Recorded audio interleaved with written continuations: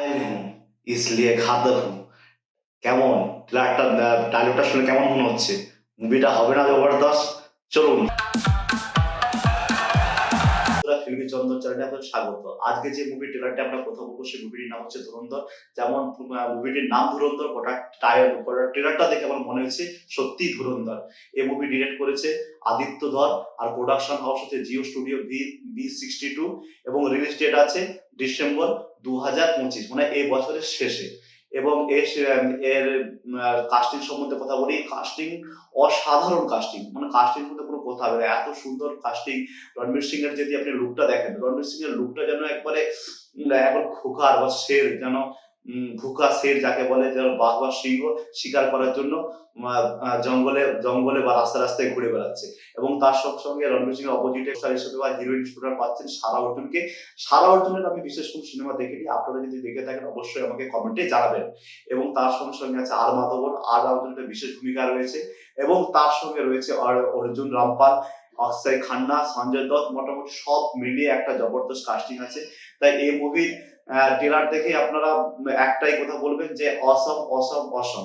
এই ট্রেলার দেখে একটাই কথা আমার মনে পড়ছে যে কেজিএফ এর একটা ডায়লগ ছিল না, violence violence violence, I love violence. এই ডায়লগটার কথাই আমার মনে পড়ছে। এবং এই মনে কাহিনীতে বলি, এটি একটি ট্রু স্টোরি, মানে সত্য ঘটনা অবলম্বনে তৈরি হয়েছে।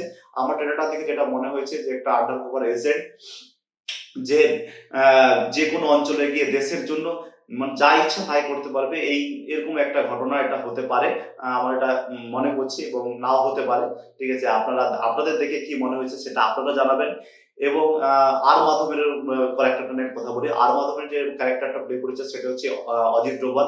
আচ্ছা, অজিত ডোভাল হচ্ছে আমাদের বর্তমান প্রধানমন্ত্রী নরেন্দ্র মোদীজি ভারতীয় জাতীয় নিরাপত্তার উপদেষ্টা হিসেবে কাজ করেছেন। এবং পূর্বে তিনি পাকিস্তানে ভারতীয় এজেন্ট হিসাবে, আন্ডার কভার হিসাবে 1 বছর কাজ করেছেন। এবং ইসলামাবাদে, পাকিস্তানের ইসলামাবাদে 6 বছর উনি কর্মরত ছিলেন। আচ্ছা, এর সিনেমার প্রেক্ষাপট এটাও হতে পারে যে আর মাধবন বর্তমানে অজিত দেওয়াল, এবং পূর্বে তিনি যেটা করেছেন সেই কাহিনী বলছেন, সেটি প্লে করেছে রণবীর সিং, যেটি দেখানো হয়েছে। এটা হতে পারে। আপনারা ট্রেলারটা দেখুন, ট্রেলার আপনাদেরকে কেমন লাগলো সেটা জানাবেন। তবে আমার ট্রেলারটা দেখে তো খুব মানে ভালো লেগেছে, কারণ এটা মনে হয়েছে যে যেন কোনো সাউথের তড়কাওয়ালা ফিল্ম দেখছি। অনেকদিন পরে এরকম একটা মাস এন্টারটেনমেন্ট সিনেমা দেখতে পাবেন। আর এই ট্রেলারটা আপনারাও দেখুন, আপনাদের কেমন লাগেছে আপনারা সেটা জানুন। এবং একটা কথা বলে রাখি, বাঙালি হয়ে বাংলাকে সাপোর্ট করুন, বাঙালির ক্রিয়েটারদের সাপোর্ট করুন। নমস্কার।